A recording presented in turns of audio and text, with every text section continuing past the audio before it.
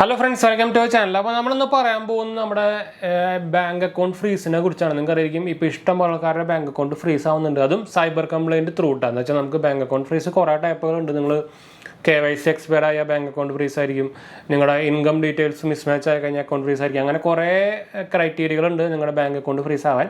അതിൽ നമ്മളിന്ന് പറയാൻ പോകുന്ന സംഭവം എന്ന് പറയുന്നത് നമ്മുടെ സൈബർ അക്കൗണ്ട് ഫ്രീസിംഗ് ആണ്. അതായത് നിങ്ങൾക്ക് ഏതെങ്കിലും നമ്മുടെ സ്റ്റേറ്റിലത്തെ സൈബർ പോലീസിൻ്റെ സൈഡിൽ നിന്ന് നിങ്ങളുടെ ബാങ്ക് അക്കൗണ്ടിൽ ഇല്ലീഗൽ മണി വന്നതായിട്ട് ഫ്രീസിംഗ് വരുന്ന സംഭവത്തിനാണ് നമ്മൾ പറയുന്നത് സൈബർ അക്കൗണ്ട് ഫ്രീസിംഗ് എന്ന് പറയുന്നത്. അപ്പോൾ അങ്ങനത്തെ ഫ്രീസിങ്ങിന് ഭയങ്കര പ്രോബ്ലങ്ങളുണ്ട്. ബാക്കി എല്ലാ ഫ്രീസിങ്ങുകളും നമുക്ക് വേണമെങ്കിൽ നമ്മുടെ ബാങ്ക് അക്കൗണ്ട് അൺഫ്രീസ് ചെയ്യാൻ പറ്റും. ഈ സാധനത്തിന് കുറച്ച് കോംപ്ലിക്കേറ്റഡ് ആണ്. എന്ന് വെച്ചാൽ നമ്മളത് ചിലപ്പോൾ ലീഗലി മൂവ് ചെയ്യേണ്ടി വരും. ഒന്നാമത് നിങ്ങൾക്ക് ഒരു ബാങ്കിന് പോലും ഒന്നും ചെയ്യാൻ പറ്റില്ല. എന്ന് വെച്ചാൽ അത് ഒരു ഇൻവെസ്റ്റിഗേഷൻ ഏജൻസി ത്രൂ വരുന്ന ഒരു ഫ്രീസിംഗ് ആണ്. അപ്പോൾ ബാങ്കിനൊന്നും ചെയ്യാൻ പറ്റില്ല. ബാങ്കിന് അവിടെ ഒരു റോളും ഇല്ല. അപ്പോൾ നിങ്ങൾ ബാങ്കിന് കംപ്ലയിൻറ്റ് ചെയ്തിട്ടോ ബാങ്കിന് ലെറ്റർ കൊടുത്തിട്ടോ വലിയ കാര്യങ്ങളൊന്നുമില്ല. ആ ബാങ്ക് തന്നെ മെയിനായിട്ട് പറയാം, നിങ്ങൾ ഏത് ഇപ്പോൾ അത് കോമഡി ഇതല്ല, ഇതിനിടയിൽ കുറേ ഉടായ്പ സംഭവങ്ങളൊക്കെ നടക്കുന്നുണ്ട്, അത് വേറെ കാര്യം.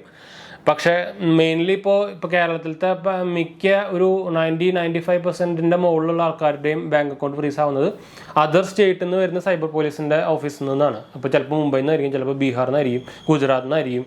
അപ്പോൾ ഇവരെ വിളിച്ചു കഴിഞ്ഞാൽ ഒന്നാമത് കിട്ടില്ല, അത് വേറെ കാര്യം. ഇവർ ബാങ്കുകാർ പറയാം, ഇവരെ കോൺടാക്ട് ചെയ്യാൻ പറയാം. ഇവരെ വിളിച്ചു കഴിഞ്ഞാൽ അവർ ഒന്നാമത് കിട്ടില്ല. കിട്ടിയാൽ തന്നെ ഇവർ പറയാം അങ്ങോട്ട് വരാനോ പറയുക ചെയ്യാം. അപ്പോൾ ഇതിൽ കുറേ ഉടായ്പ പരിപാടികളൊക്കെ ഉണ്ട്, അത് വേറെ കാര്യം. പക്ഷേ ഇതിൽ ഒരു മെയിൻ എന്താ പറയുക, ഒരു കൊറി അല്ലെങ്കിൽ ഒരു മെയിൻ കമൻറ്റ് നമുക്ക് കിട്ടുന്നതാണ്. ഇൻസ്റ്റാഗ്രാമിലായിക്കോട്ടെ, നമ്മുടെ യൂട്യൂബ് കമൻറ്റ് സെക്ഷനിലായിക്കോട്ടെ, നമുക്ക് എല്ലാവരും ചോദിക്കുന്നൊരു സംഭവമാണ്. ഇങ്ങനെ ഈ ബാങ്ക് അക്കൗണ്ട് ഫ്രീസ് ആയി കഴിഞ്ഞാൽ നമുക്ക് പാസ്പോർട്ട് എടുക്കാൻ എന്തെങ്കിലും ഇഷ്യൂ വരുമോ, അല്ലെങ്കിൽ പോലീസ് വെരിഫിക്കേഷൻ ടൈമിൽ എന്തെങ്കിലും ഇഷ്യൂ വരുമോ, നിങ്ങൾ പുതിയൊരു ജോബിന് വരുമ്പോൾ നോർമലി പോലീസ് വെരിഫിക്കേഷൻ കാര്യങ്ങളൊക്കെ ഉണ്ടായിരിക്കും. അപ്പോൾ അങ്ങനത്തെ സമയത്ത് എന്തെങ്കിലും ഇഷ്യൂ വരുമോ, അങ്ങനെ കുറേ സംഭവങ്ങൾ ഇതിനെ ചുറ്റിപ്പറ്റി നമുക്ക് ഇഷ്ടം പോലെ കമൻറ്റ് വന്നുകൊണ്ടിരിക്കുന്നത്. വെച്ചാൽ ഞാൻ ഇതിൻ്റെ ഓൾറെഡി 2-3 വീഡിയോ ഇട്ടിട്ടുണ്ട്.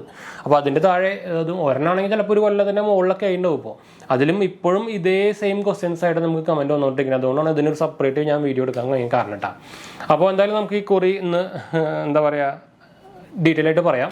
അപ്പോൾ അതിന് മുമ്പ് നമ്മുടെ 2 മെയിൻ ചാനൽസ് കാണാത്ത പോയി കണ്ടുപോക്കുക, സബ്സ്ക്രൈബ് ചെയ്യുക, സപ്പോർട്ട് ചെയ്യുക, ഫ്രണ്ട്സിലേക്ക് നമ്മൾ ഒന്ന് ഷെയർ ചെയ്യുക. നമ്മുടെ ചാനൽ ആദ്യമായിട്ട് വരുന്നവരാണ്. എൻ്റെ പേര് അജയ്, ഞാനൊരു ഫൈനാൻഷ്യൽ അനലിസ്റ്റ് ആണ്. നമ്മൾ ടെക്കിലും ഫിനാൻസിലും എക്സ്പീരിയൻസ് ആണ്, ക്വാളിഫൈഡ് ആണ് കേട്ടോ. നമ്മുടെ ഇൻസ്റ്റാഗ്രാം പേജ് കാണാത്ത പോയി കണ്ടുപോക്കുക, നിങ്ങളതിൽ ഫോളോ ചെയ്താൽ മതി, നിങ്ങൾക്ക് അതിൽ മെസ്സേജ് ചെയ്യാം. അപ്പോൾ നമ്മൾ നോർമലി എല്ലാത്തിനും നമ്മൾ റിപ്ലൈ കൊടുക്കുന്നതാണ് കേട്ടോ. നിങ്ങൾക്ക് യൂട്യൂബ് കമൻറ്റ് ചെയ്യാം, നമ്മളെല്ലാ കമൻറ്റ് റിപ്ലൈ കൊടുക്കുന്നതാണ്, വേറെ കാര്യം. പിന്നെ ഡീറ്റെയിൽ ആയിട്ട് നിങ്ങൾക്ക് അറിയില്ല, യൂട്യൂബ് കമൻറ്റ് ചെയ്യുമ്പോൾ നമുക്ക് കുറച്ച് ലിമിറ്റേഷൻസ് ഉണ്ട്, അതുകൊണ്ടാണ് ഞാൻ ഇൻസ്റ്റാഗ്രാം പേജ് കൊടുത്തേക്കുന്നത് കേട്ടോ. അപ്പോൾ ഫോളോ ചെയ്തിട്ട് മെസ്സേജ് അയക്കാൻ മറക്കണ്ട. ഇൻഡസ്ഇൻഡ് ബാങ്ക് ചുമ്മാ അക്കൗണ്ട് ഓപ്പൺ ആയി നോക്കിയിട്ട് മെസ്സേജ് അയക്കണം. എൻ്റെ ഇൻഡസ്ഇൻഡ് ബാങ്കിൻ്റെ അക്കൗണ്ട് കൊടുത്തു കഴിഞ്ഞിട്ട് 1.5 കൊല്ലം ഇൻസ്റ്റാഗ്രാമിൽ അന്ന് പണ്ട് അയച്ചിങ്ങനെ തന്നെ ഇപ്പോൾ റിപ്ലൈ തരുന്നുണ്ട്. ബെസ്റ്റ് കിടിലം കസ്റ്റമർ കെയർ. അപ്പോൾ എന്തായാലും നമുക്ക് ഇതിലേക്ക് പോകട്ടോ. അപ്പോൾ നോർമലി നമ്മുടെ ഈ ബാങ്ക് അക്കൗണ്ട് ഫ്രീസിങ് വരണം, പ്രത്യേകിച്ച് നിങ്ങളുടെ ഈ എന്താ വെച്ചാൽ നോർമലി ഇത് എങ്ങനെയാണ് സംഭവം വർക്ക് ചെയ്യുന്നത് ഞാൻ പറയാം. എന്ന് വെച്ചാൽ നിങ്ങൾക്ക് അറിയാം, ഇപ്പോൾ ഇഷ്ടം പോലെ ഓൺലൈൻ ഫ്രോഡുകളും സൈബർ ഫ്രോഡുകളൊക്കെ നടക്കുന്നുണ്ട്. അപ്പോൾ അതിൻ്റെ ഭാഗമായിട്ട് ആരെങ്കിലും ഇതുപോലെ നമ്മുടെ ഏതെങ്കിലും സൈബർ പോലീസ് സ്റ്റേഷനിൽ പോയിട്ട് കംപ്ലയിൻറ്റ് കൊടുത്തു കഴിഞ്ഞാൽ അവർ ഈ നോർമലി ഒരു 7 ചെയിൻ ഓഫ് ബാങ്ക് അക്കൗണ്ടുകളാണ് ഇവർ ഫ്രീസ് ചെയ്യുക. 11-12 വരെയൊക്കെ നമുക്ക് ഫ്രീസ് ചെയ്യാൻ പറ്റും. നോർമലി ഒരു 7-8 ചാനൽസൊക്കെയാണ് ഇവർ ഫ്രീസ് ചെയ്യുക, സ്റ്റേജസാണ് ഇവർ ഫ്രീസ് ചെയ്യുക. അപ്പോൾ പ്രൈമറി അക്കൗണ്ട് ത്രൂ അടുത്ത secondary account through third account, അങ്ങനെ പോകും. ഈ ഉടായ്പ എന്ന് പറഞ്ഞ ആൾക്കാർ നോർമലി ഇങ്ങനെ ചെയ്യും, അങ്ങനെ ട്രാൻസ്ഫർ ചെയ്ത് പോകും. അപ്പോൾ നോർമലി ആ ഒരു സ്റ്റെപ്സ് ഒരു 7-8 വരെയൊക്കെയാണ് നോർമലി ഇത് ഫ്രീസ് ചെയ്യുക. അപ്പോൾ ആ കാറ്റഗറിയിൽ നിങ്ങളുടെ അക്കൗണ്ട് വന്നിട്ടുണ്ടെങ്കിൽ നോർമലി നിങ്ങളുടെ അക്കൗണ്ടും ഇതിൻ്റെ ഭാഗമായിട്ട് ഫ്രീസ് ആവും.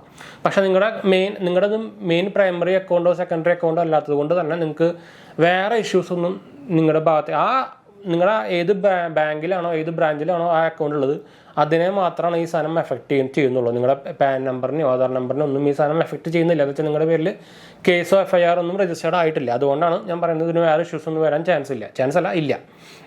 അപ്പം പക്ഷേ നിങ്ങളുടെ ഈ പറയുന്ന സംഭവങ്ങൾ പ്രൈമറി അക്കൗണ്ടോ സംഭവമൊക്കെ ആണെങ്കിൽ നിങ്ങൾക്ക് പണി കിട്ടും, അത് വേറെ കാര്യം.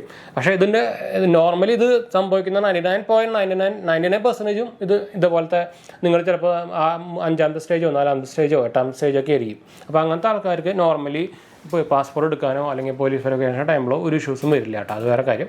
നിങ്ങൾക്ക് ഇതുപോലെ തന്നെ വേറെ ബാങ്കിൽ പോയിട്ട് ഇതുപോലെ വേറെ ബാങ്കിൽ പോയിട്ട് നിങ്ങൾക്ക് ഇതുപോലെ അക്കൗണ്ടും തുടങ്ങാം. നോർമലി ഇങ്ങനെ ഒരു അക്കൗണ്ട് ഫ്രീസിങ് വന്നിട്ടുണ്ടെങ്കിൽ പിന്നെ അക്കൗണ്ട് യൂസ് ചെയ്യാണ്ടിരിക്കുകയായിരിക്കും നല്ലത്. അത് അൺഫ്രീസ് ആയാൽ പോലും അത് യൂസ് ചെയ്യാണ്ടിരിക്കുകയായിരിക്കും ഏറ്റവും ബെറ്റർ. പ്രത്യേകിച്ച് നിങ്ങളത് പ്രൈമറി അക്കൗണ്ട് ആയിട്ടൊന്നും യൂസ് ചെയ്യാണ്ടിരിക്കുകയായിരിക്കും ഏറ്റവും ബെറ്റർ കേട്ടോ. ഇത് പിന്നെ നിങ്ങൾക്ക് എന്ന് വെച്ചാൽ നോർമലി നമ്മുടെ RBIയുടെ റൂൾ പ്രകാരം ഒരു ബാങ്കിൽ ഒരാൾക്ക് ഒരു അക്കൗണ്ട് തുടങ്ങാനും ആക്ച്വലി റൂളുള്ളൂ. അതിന് പക്ഷേ വേറെ ക്രൈറ്റീരിയകളുണ്ട്. പക്ഷേ അതുകൊണ്ട് തന്നെ നിങ്ങളിപ്പോൾ ഇപ്പോൾ സ്റ്റേറ്റ് ബാങ്ക് ഓഫ് ഇന്ത്യയിൽ ബാങ്ക് അക്കൗണ്ട് ഫ്രീസ് ആയി വിചാരിക്കുക. അപ്പോൾ നിങ്ങൾക്ക് ആ ബാങ്കിൽ പിന്നെയും ഒരു അക്കൗണ്ട് തുടങ്ങാൻ പറ്റില്ല. അപ്പോൾ അതുകൊണ്ടാണ് ഞാൻ പറഞ്ഞത് വേറെ ഏതെങ്കിലും ബാങ്ക് അക്കൗണ്ട് പോയിട്ട് നിങ്ങൾക്ക് തുടങ്ങാമെന്ന്. അതാണ് ഇതിൻ്റെ ഒരു ക്ലാരിഫിക്കേഷൻ കേട്ടോ. അപ്പോൾ എന്താ പറയുക, ഈ മെയിൻ സംശയം നമ്മളിത് ക്ലാരിഫൈ ചെയ്യുമെന്ന് വിചാരിക്കുന്നു. അപ്പോൾ നമുക്ക് എന്തായാലും മൈൻഡ് അപ്പ് ചെയ്യാം. എന്തെങ്കിലും സംശയം അല്ലെങ്കിൽ കമൻറ്റ് ചെയ്താൽ മതി കേട്ടോ. മറക്കണ്ട, ഫോളോ ചെയ്യാനും സബ്സ്ക്രൈബ് ചെയ്യാനൊന്നും മറക്കണ്ട കേട്ടോ. ഇൻസ്റ്റാഗ്രാമിൽ മറക്കണ്ട. അപ്പോൾ മൈൻഡ് അപ്പ് ചെയ്യാം. അടുത്ത കാണാം.